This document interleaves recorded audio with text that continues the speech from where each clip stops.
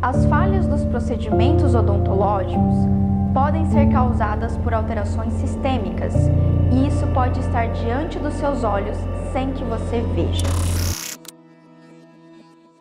Olá, eu sou a Pamela Pérez e você é muito bem-vindo à nossa terceira Masterclass, onde nós vamos abordar os 4 pilares dos segredos do sangue. Nosso objetivo é identificar e atuar de forma correta em muitas alterações subclínicas dos nossos pacientes e que geram um grande impacto negativo tanto para os tratamentos a serem realizados quanto para a longevidade daqueles tratamentos que você possa ter feito nos seus pacientes. E hoje é dia de apresentar a minha recomendação para blindar os seus planejamentos das mais diversas complicações e discorrer sobre a importância de você também se tornar um profissional seguro, diferenciado aos olhos dos seus pacientes e principalmente embasado em conhecimentos sistêmicos atualizados para a realidade atual dos nossos pacientes. Antes disso, eu quero agradecer você que deixou sua mensagem aqui ou que me enviou um e-mail e principalmente você que compartilhou as aulas anteriores dessa nossa Masterclass.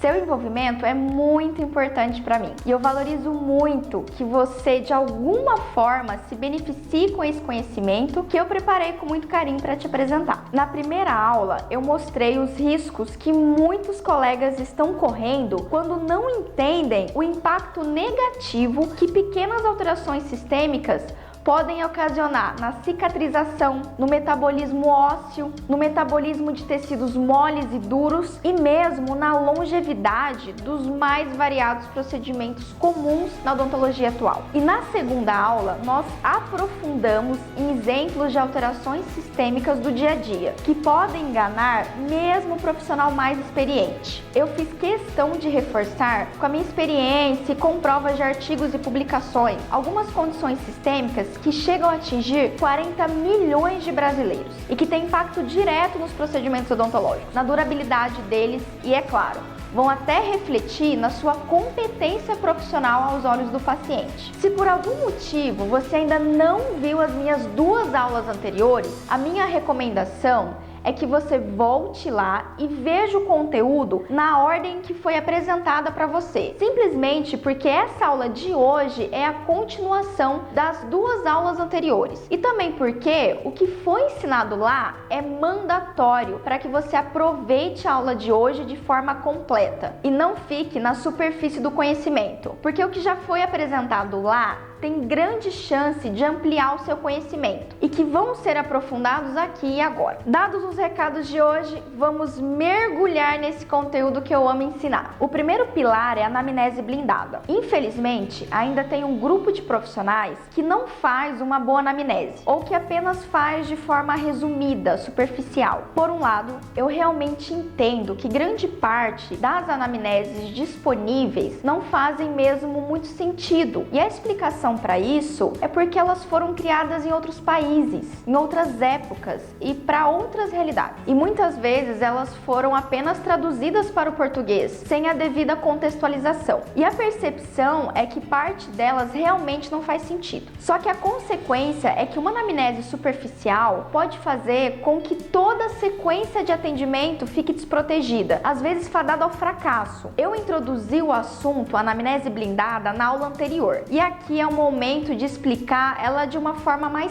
clara, fácil de ser aplicada. Anota aí os detalhes. A anamnese blindada precisa cobrir 4 áreas. A primeira delas se refere às patologias que o paciente vivencia, assim como o histórico delas, tanto de forma pessoal quanto familiar. E aqui eu preciso que você preste muita atenção. Existem patologias evidentes e também as sugestivas. Uma patologia evidente é aquela que o paciente te fala, sem preto no branco. Por exemplo, a dona Maria fala que é diabética ou que tem histórico familiar de diabetes. Você de cara já sabe qual o protocolo de cuidados para esse paciente, que tanto vai determinar os exames que você tem que pedir, como também os cuidados com o atendimento dessa paciente. Agora, o que eu gostaria que você tivesse atenção redobrada são as patologias sugestivas. Se a dona Maria tem mais de 30 anos, um leve sobrepeso e nas perguntas abertas da anamnese blindada você percebe que a paciente se alimenta mal, a recomendação de exame glicêmico é mandatória. E eu digo isso porque 30 30% dos pacientes nessa condição não são diabéticos, mas estão com níveis elevados de glicose no sangue. E dependendo de quanto tempo ela está desse jeito, ou mesmo de quão alterado essa glicemia está, a verdade é que a Dona Maria, mesmo sem ser diabética, pode estar com uma fisiologia alterada em 50, 70 ou até 90%, semelhante a de um paciente não controlado. Esse exemplo da Dona Maria é um exemplo de um paciente real e é um dos que eu mostro nos meus cursos para despertar as pessoas para a importância dessa fase. Guarda essa informação que daqui a alguns minutos eu vou voltar nela e vai fazer mais sentido ainda para você. A segunda área da anamnese blindada é a parte medicamentosa do paciente e ela é muito importante. De forma geral, os meus colegas dentistas levam isso a sério e algumas drogas já fazem parte da rotina de muitos pacientes. Hoje, qualquer dentista sabe o impacto da aspirina, assim como do bifosfanato, reposições hormonais,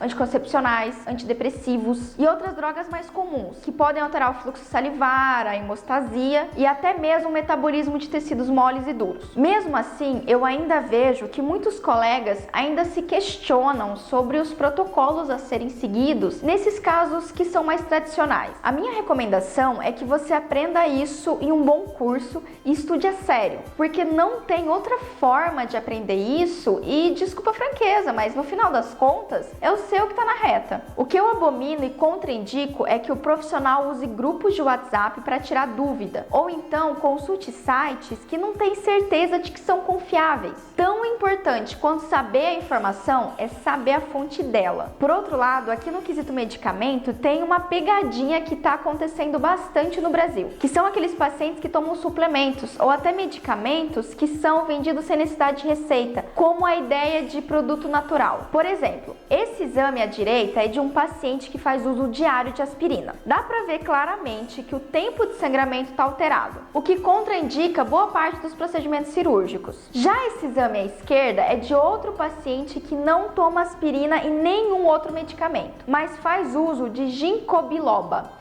e também toma cápsulas de alho e ômega 3. Perceba que o tempo de sangramento está mais aumentado do que o primeiro. Agora voltando aqui, o primeiro exame é de um paciente típico usuário de antiagregante plaquetário e foi tratado normalmente. E o segundo é um paciente que teve complicação após uma exodontia de premolar e que teve que passar a noite no hospital em observação. Continuando, nós temos a terceira área da anamnese blindada, que corresponde ao histórico de internações e de procedimentos que esse paciente tenha realizado. Esse ponto torna evidente problemas que essa paciente tenha, mas que por qualquer motivo ela não te falou, ou mesmo nem lembrava. Um exemplo disso é a paciente de mais idade que foi levada ao pronto-socorro porque teve uma crise hipertensiva. Veja se faz sentido para você. Se é hipertenso e não controla direito a pressão, seja porque não usa de forma correta a medicação ou porque se alimenta mal, quando você afere a pressão, a tendência é dar alterações, mas imagina o contrário. Imagina o paciente que usa medicação e controla a alimentação. A pressão desse paciente vai estar quase sempre controlada, mas se ele fala que já passou mal e foi levado ao pronto-socorro, é provável que ele tenha picos de hipertensão esporádicos, talvez por nervosismo,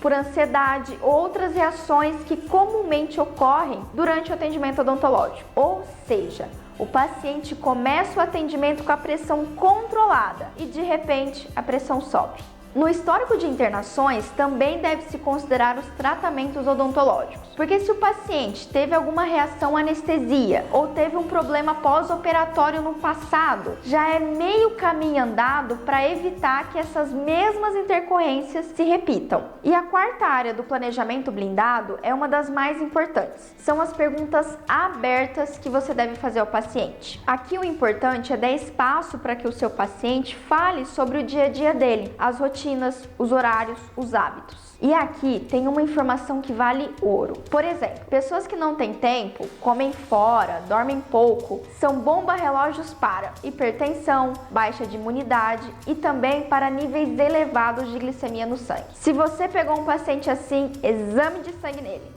E para finalizar essa parte de perguntas abertas, o que eu te aconselho é que você tenha um campo para relatar as suas impressões sobre aquele paciente naquele momento. Por exemplo, imagina que o paciente pareça cansado demais, ou agitado demais, apático, ou então você percebe hálito cetônico, ou mesmo uma higiene pessoal inadequada. É importante levar isso a sério, porque isso pode ser sugestivo que aquele paciente está bem ou está mal. Agora, para um pouquinho, respira para dar aquela oxigenada no cérebro, porque o que eu vou falar agora é de extrema importância. Quando você finaliza a anamnese blindada, o correto é que você tenha toda a informação necessária para saber se são necessários exames de sangue, quais exames pedir para ter essa informação certa e não errar com esse paciente. Aqui você tem que seguir um método confiável para te ajudar. E o que eu vou te apresentar é, resumidamente, o que eu faço com muita segurança há anos e é o que eu ensino também.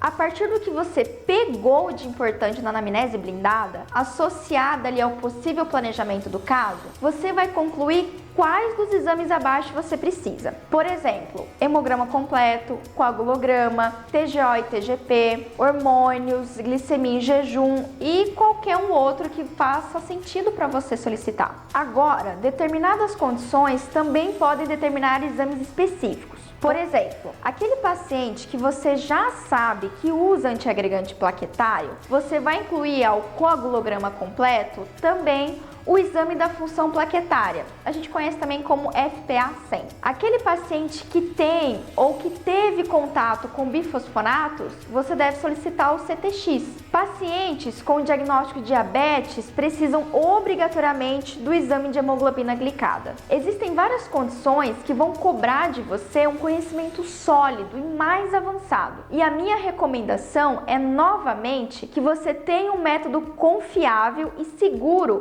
para ser seu guia, para ser seu porto seguro. Da mesma forma, eu reforço para você nunca delegar essa responsabilidade para grupos de WhatsApp ou sites qualquer de internet. Inclusive, eu reforço que mesmo trabalhos acadêmicos podem não estar totalmente alinhados com o que é certo na prática, principalmente se você não conhece os autores ou o que eles defendem. Agora, o que eu, Pamela, uso e já validei é o método Segredos do Sangue. E nesse método eu posso me aprofundar com você. Vamos para a parte clínica comigo? Dentro do método Segredos do Sangue, você pode seguir um dos nossos 3 protocolos. É simples, fácil de entender e fácil de explicar para o paciente. O primeiro é o protocolo verde. Como o nome sugere, o protocolo verde é para aquele paciente que não relatou nenhuma alteração sistêmica durante a anamnese blindada. É aquele paciente dos sonhos. O hemograma ok, leucograma legal, glicemia legal, nenhuma droga de risco ou mesmo algum sinal clínico de problema. Agora, será que você, como profissional, não precisa se preocupar com esse paciente? Bom, é claro que a tendência é que ele seja um paciente que você tenha muita segurança para atuar. O único ponto de observação aqui é que quando um dado procedimento não está indo bem, mesmo ali sem uma causa aparente, é claro que a sua experiência clínica vai ajudar a perceber isso. Mas mesmo se você é um pouco experiente, você precisa ficar atento àquelas condições um pouco fora do normal. Por exemplo, paciente ortodôntico com movimentação mais lenta do que normal. Muita gente acha que tem paciente que é mais lento mesmo. Eu não sou ortodontista e muito menos vou discutir técnica ortodôntica, mas eu já vi casos onde a vitamina D alterada estava influenciando no tratamento. Eu também já vi o mesmo problema com alterações pelo uso de contraceptivos orais. Não me leva a mal, mas se eu fosse o paciente, eu ia preferir fazer um exame de sangue do que ter a força ortodôntica aumentada sem necessidade. Da mesma forma, pacientes do protocolo verde podem vir a desenvolver uma condição diferente do que tinha sido diagnosticado no início, o que se aplica, por exemplo, a pacientes que já trataram com você, que o procedimento tá legal, mas começou a aparecer ali uma gengivite um pouco mais difícil de ser curada. É importante sim deixar a mente aberta para essas condições que podem vir a afetar os pacientes do protocolo verde. Ainda dentro do método Segredos do Sangue, tem o segundo protocolo, que é o laranja. O protocolo laranja é uma série de cuidados que se aplicam aos pacientes com condições crônicas de saúde, como por exemplo, pacientes renais, pacientes hepáticos,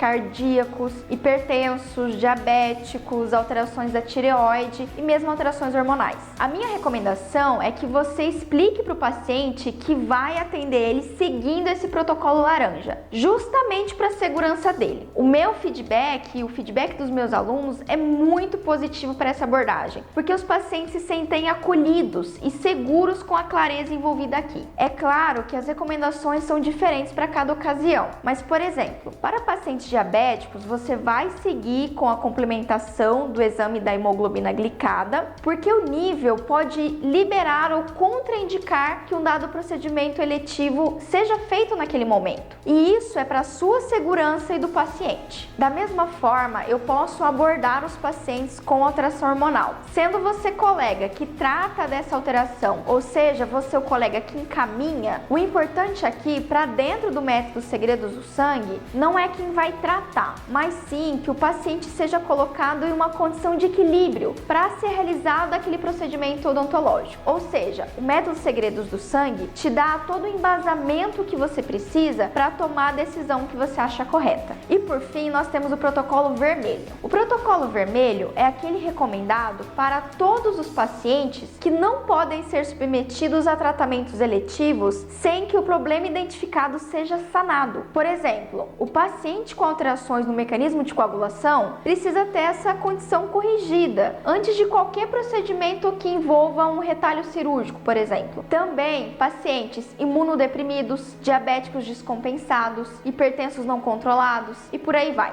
Deve-se colocar aqui todos os usuários de medicamentos que alterem significativamente o equilíbrio biológico do paciente, a ponto de afetar os nossos procedimentos. E sabe o que é mais legal? Quando eu ensino isso, a resposta que eu mais ouço é: nossa, Pamela, ninguém nunca me explicou desse jeito. E eu entendo isso, porque eu também não tive ninguém para me explicar desse jeito. Isso me custou anos de muito estudo para descobrir os segredos do sangue nesse nível de clareza que eu consegui chegar. E aqui embaixo eu deixei o meu guia dos segredos do sangue e você pode baixar e usar sempre que precisar. É o meu presente para você que reconhece a importância desse conhecimento. A partir da anamnese blindada, você consegue ter clareza de que seu paciente deve seguir o protocolo verde, o amarelo ou o protocolo vermelho de uma forma simples, clara, confiável. E o método Segredos do Sangue não é só indicado para todo tipo de paciente, como também se aplica a todas as especialidades, principalmente ao clínico geral. Se você quiser conhecer mais sobre ele, é só ficar ligado que na próxima segunda-feira eu vou apresentar o método Segredos do Sangue completo. Por enquanto é isso. Eu espero o seu compartilhamento e a sua mensagem aqui embaixo nos comentários. Até a próxima!